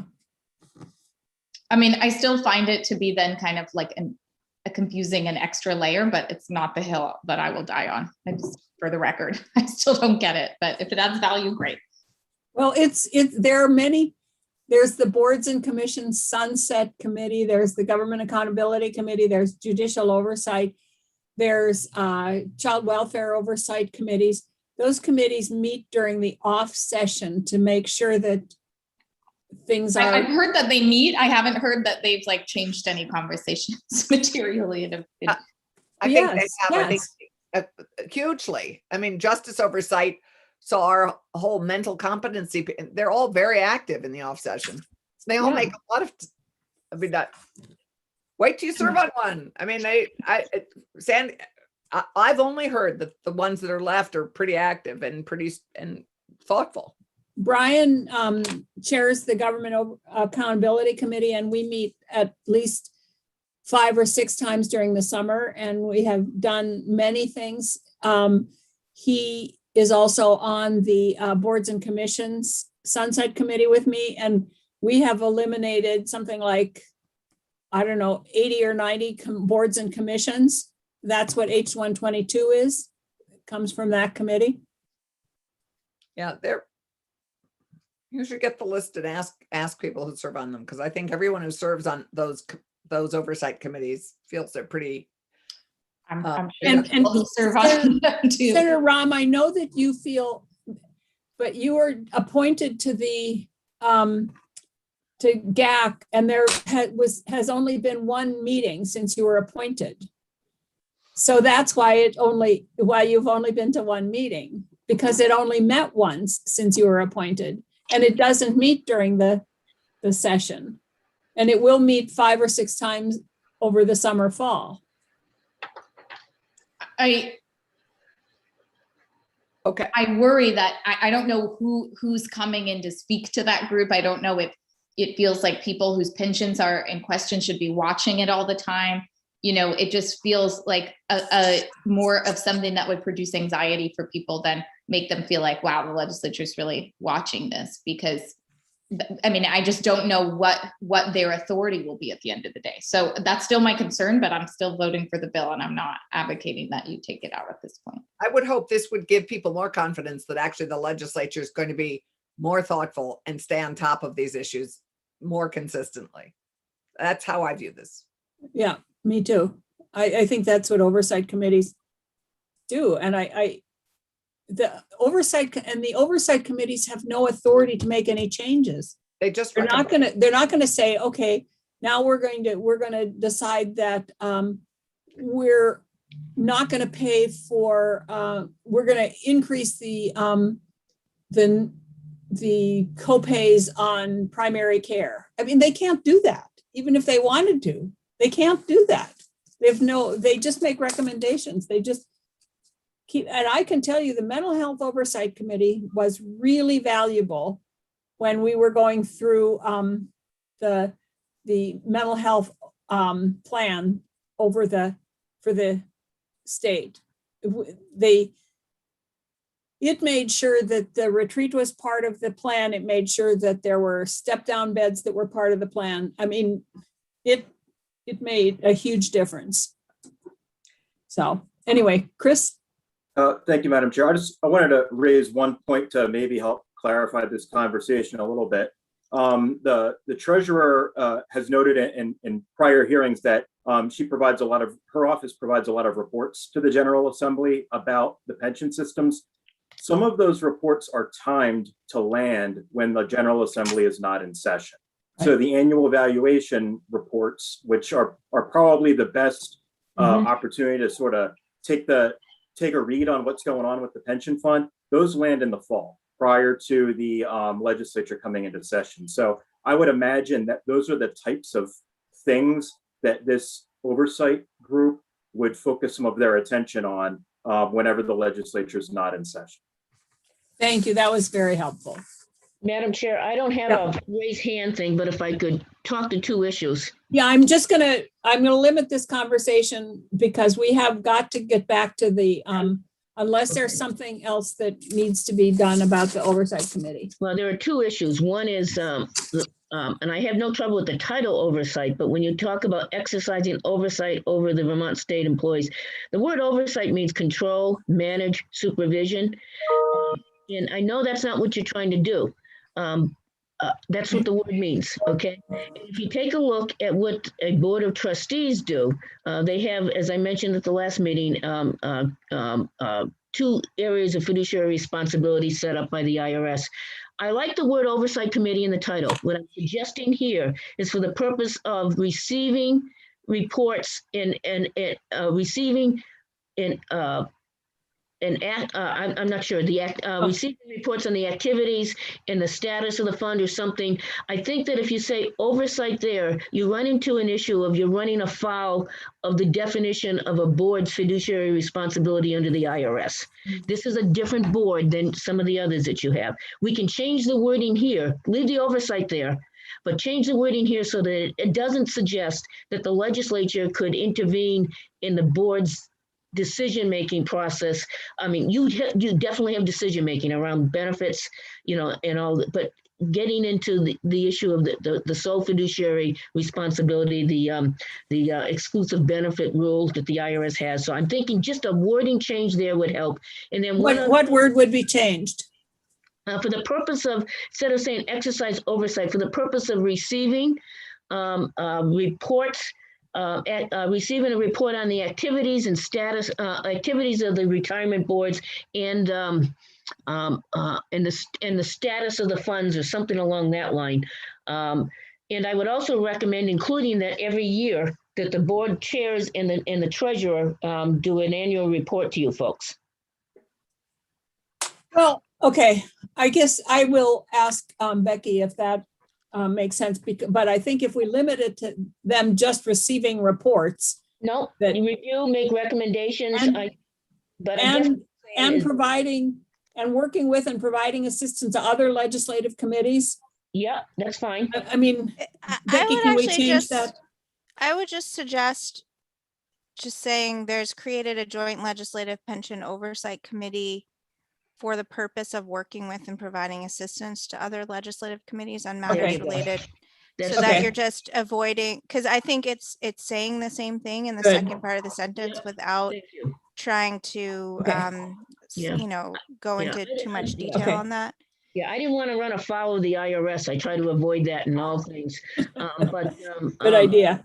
All the right, other thing okay. I would suggest So to we'll you- take out that section Yeah, Am I because- adding in other post-employment benefits here too? sure. on 3. I Yeah. mean, on 4, yeah. And the last thing I would suggest is that you require us to report to you annually, the 3 board of trustee chairs and as well as the maybe I'll let Tom discuss that, whether it should include the Vpic commission or whatever we call it, but the treasurer and the retirement boards to give you an update. And I think that that's important to have that hearing. And I would agree with Chris that a lot of our stuff gets done in November and December when you're not in session. So I think it would be a good idea to have us do an annual report to you as you're getting ready for the next session. We could put that in there. And I don't know how Tom feels about that for VPIC, but I think it would be a good idea, VPIC, the treasurer, and the retirement boards. One last suggestion, Madam Chair. I talked about this last time, I think on Wednesday, Tuesday or Wednesday. And I don't see it in here, Becky, so correct me if I'm wrong, but I thought we talked about having this oversight committee start after the task force. Yes, We did. July 2022. It's That July. should be in 22. that should be in the effective date. I have a Yes, note. I don't see that either. I don't think it's in there. No, right it now. isn't It's here. not. It's Right. not in the effective date. That's what I was looking for. So I Right. think section 11 needs to be effective. Yes, Point. I 22. can make it July 2022. 2022. Yes, yes, I have a note that we needed to Yeah, change that's, that in I the thought what we effective date. agreed to. Yeah. But, and Madam Chair, Yes, I would take out the number of times it meets. Line 17 on page 25. I noticed that too. I would get rid of, it'll just meet, it will meet during adjournment and may meet, I mean, it just, I I don't think, think we have any idea how often it will meet, at this point. I think that oversight committees generally have a limit on the number of times they can meet, and then they have to get permission to meet more than that. I think all summer, all non-session committees have a number of times that they are authorized to meet. They can meet up to, they can meet, and then if they want to meet more, they have to get permission. Isn't that pretty standard, Becky? Yeah, that's typical language. And I think it's also Yeah. a budget issue because if you're providing compensation and reimbursement, Well- it's typically tied to an amount of money per meeting. This is like, for example, I'll bring it up, but I think the the Justice Oversight Committee I think most of them have like an amount of times Mhm. that they meet So during. what does Justice Oversight do and let's just do what they do. I mean, I hadn't realized Um, it was so prescriptive all the time. So Yes. Justice Oversight meets 6 times during adjournment. They may meet 6 times. They don't have to meet 6 times, but they may meet 6 times. Why don't we just add that and just make Right, it, that's. Yes, I don't think we want to say, take that out. but it says X at the moment. I know that was a question that I was going to ask of how many we put in there. But then it was suggested that we take it out. Yes, that's true. Well, I thought, well, I have a limit. But I Because we guess- don't want them meeting like I- every I- day, like a regular committee. I I mean, think that's great. okay. So are we all okay on the oversight committee? And then Yeah. the effective date will be July 2022. And then that also means it doesn't have to go to the appropriations committee because there's no appropriation in it for this year. It'll be in next year's budget for the per diems. So I was going to add in a subsection H for reports to say that the boards and VPIC would submit a report by an annual report to them, but I think you want to pick a date that's between when session starts, like before session starts. So are you thinking something like November 1st or something like that? When are those reports usually issued, Beth? You're mute. So the actuary reports are done at the last week of October. We finalize everything, get them out the first week of November. By November 1st, we're required to send to you and the governor what the ADEC recommendation is. The OPEB usually gets done in November. It's a little bit behind the pension. So the reports on the valuation of the OPEB funds are probably in mid-November, if that's helpful. So if we put December 1st, by December 1st, Absolutely. So annually on or before December 1 yeah. each year, those entities would send an annual report to the Oversight Committee. Or would report to. Okay.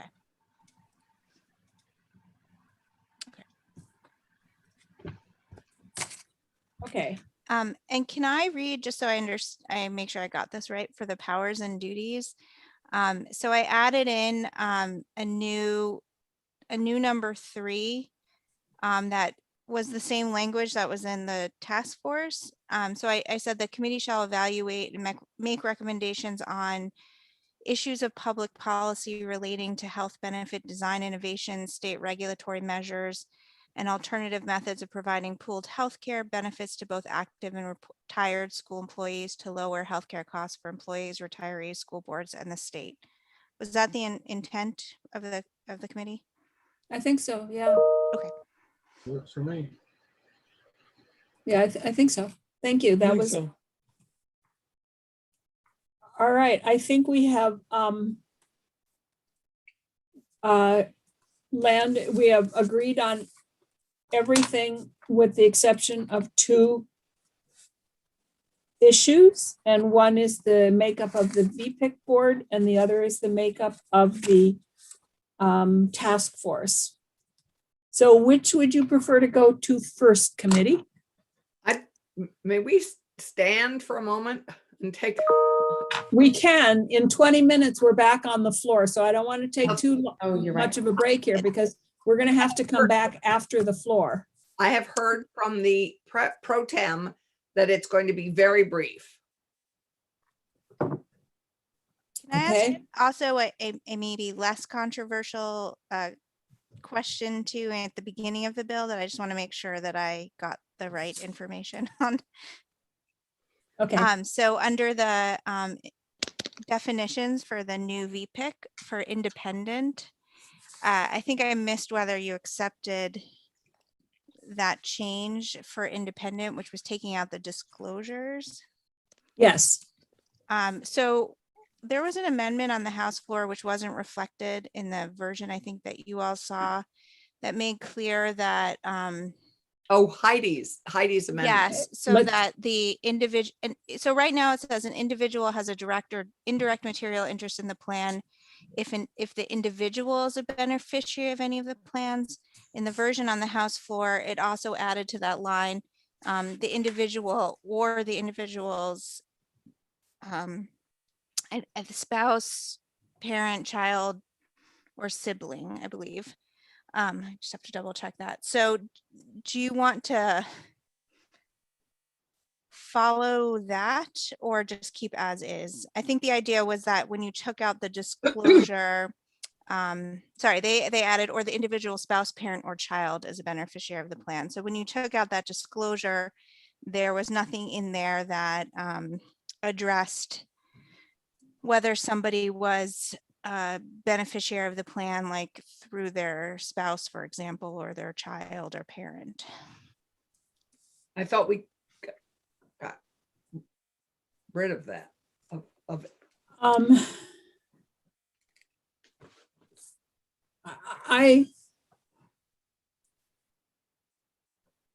This only refers to the governor's appointment, right? That's correct, yeah.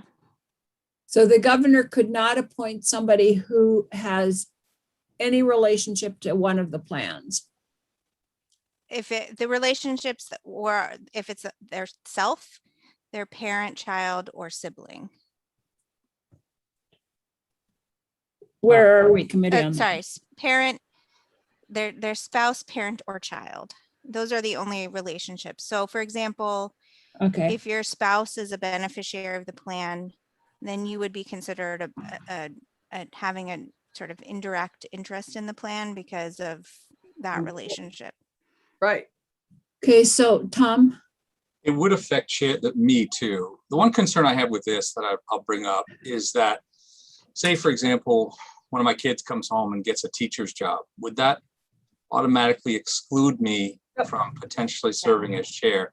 I think you open up a can of worms in that situation. I can see the benefit of not, particularly if, say, they work for a school district in Burlington or whatever. Would that automatically exclude a board member because one of their? I think I can understand the spouse situation potentially, but I think if your mother is a teacher, I think it's overly broad. And with 50,000 beneficiaries, there's a lot of unintended consequences that may prevent good people from serving. My kids are all getting out of college. One of them come home and decide to take a job. Would that automatically exclude me? So I throw that out there. I actually don't agree with that. I think that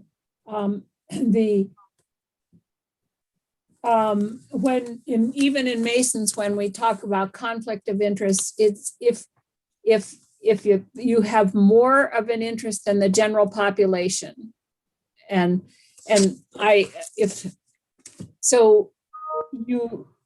if your child is a beneficiary or your parent is a beneficiary, that is ridiculous, I think, because you voting on this would have no more to gain than anybody else in the broad population of beneficiaries. And that's the way Mason's addresses conflict of interest. So I think that we could put spouse in here, but I don't want to put child or parent. It don't know where says child. Does it say parent? Go back. No, maybe we should leave this as it is. Okay. Because the House now has child, parent, spouse, or self, and we can argue for taking out parent and child.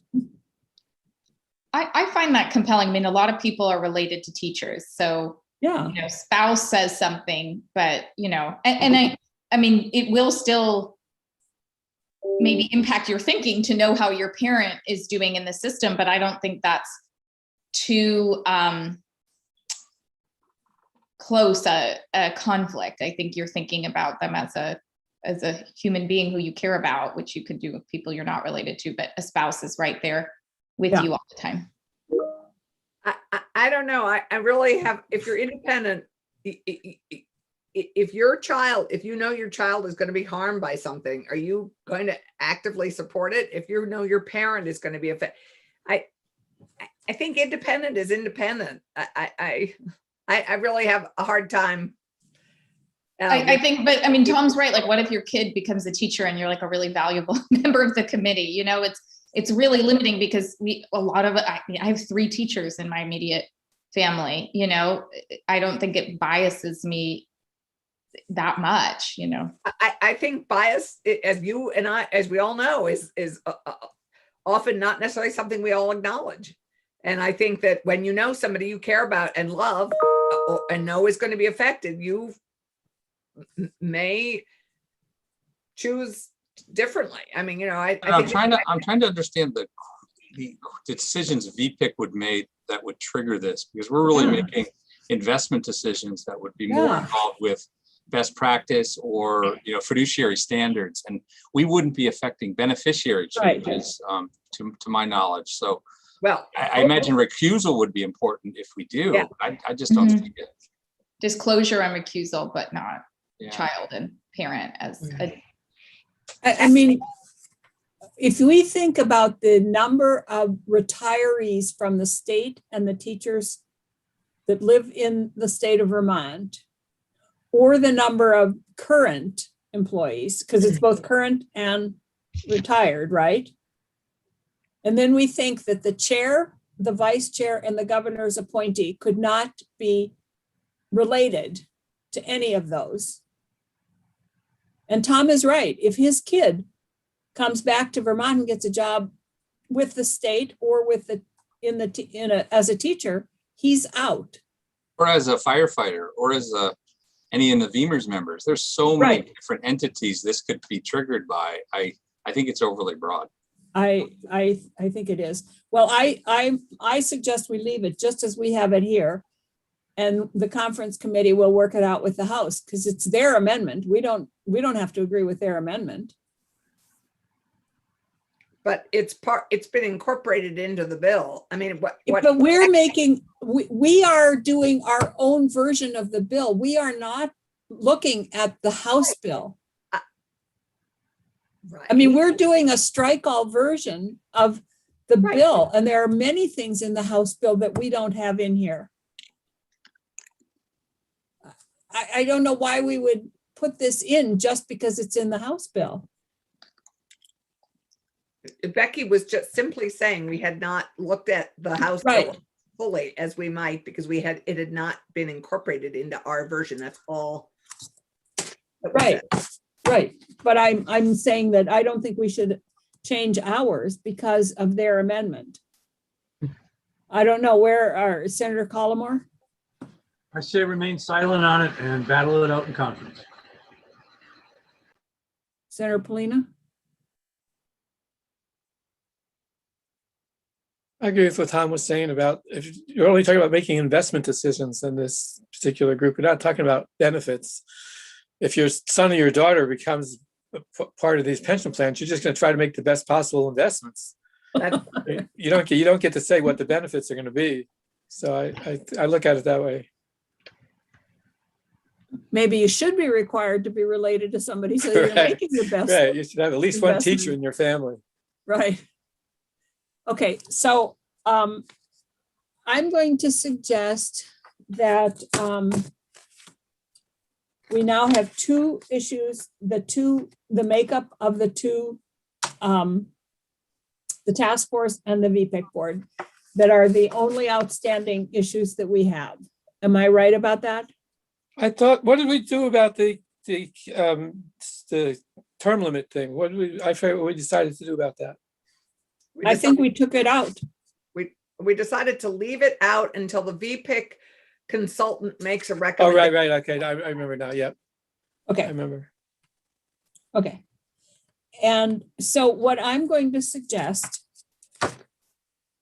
is that we come back as soon as the floor is over. We have 10 minutes until we're on the floor.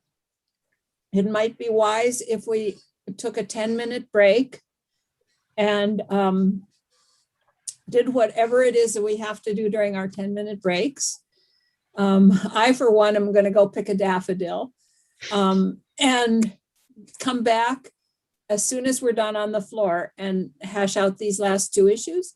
And then I am not exactly sure how we're going to do this in terms of, Becky, what is your timing here in terms of making the changes? We've agreed to all the changes now except for those two, right? I have an amendment prepared that is edited as of before this meeting started, so I can send them the changes that you just made, with the goal of having it edited after the floor, if that works. Oh, you mean like a strike all you had? You had Not done? a strike all, just I struck out, I mean, I did a strike all of sections, just section 1 where the commission section and the task force commission, just because you made a bunch of changes in those sections, and then I added in the oversight committee. But there are a few sections you are not touching, so I didn't do a strike all of the whole bill. So I have that in the works. I guess just in terms of timing, our editing staff would need to know, so I can send them the new changes right now that you just did. Well, the question I have is if it's done as wouldn't it be easier to do this whole thing as a strike all? Well, I mean, you're not touching at all sections. I mean, I can do it that way, whatever you prefer. It's just you're not touching sections 2, 4, 5, 6, 7, 8, and 9, and you're making a very small change in section 4. So essentially, I see. Sorry, in section 3. So essentially, sections 2 through 9, you're not really making any changes to. Oh, okay. I see what you're saying. Yeah. Yeah. So I struck out. I just did a strike all of the 2 main sections that you're changing. Got it. Because there are a bunch of instances of amendment in those sections, so it would have been confusing. But the other sections of the bill, it depends on how you'd like to present it. If you want it presented as the whole bill, but if you're not touching those sections, I wouldn't normally include it in an amendment. Right. I get that. I kind of misunderstood there. Yeah, that makes sense. And then when we come back, we can look at that and then make the decisions about the 2 boards. And then if it's at all possible, it would be great to get this voted out today so we can have it on Tuesday so we can deal with it. Oh. Because we've got to get this to a conference committee. Yeah, it would just be on notice Tuesday, but yeah. Well, I'm going to ask, whenever it gets there, I'm going to ask us to advance it into all stages. So just so I know, if you are voting it out, the 2 changes you have left to make are just, I'm guessing they're not things that have to go through editing again, right? They're just the composition of the board, like the number of people on the board. Yeah. Okay. Okay. Does that make sense, committee? Yes. All right. Okay. And other people that are with us? And I appreciate, and when I go downstairs for my break here, my husband's going to tell me I again sound like a tyrant. So forgive me for sounding like a tyrant.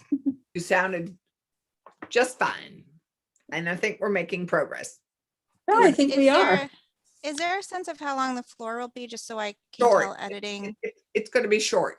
Like 15 or 20 minutes? My guess is we can't do anything in less than that. Okay. All right, great. I'm on it. Thank you. Thanks. Thanks. All right, thanks. So just a question here. Gail, are we going to use the same link or will you send us a new one? I think we can use the same link. If Okay. not, I will send you one and yeah, just be watching your email. Okay, great. Thank Okay. you. Thank you.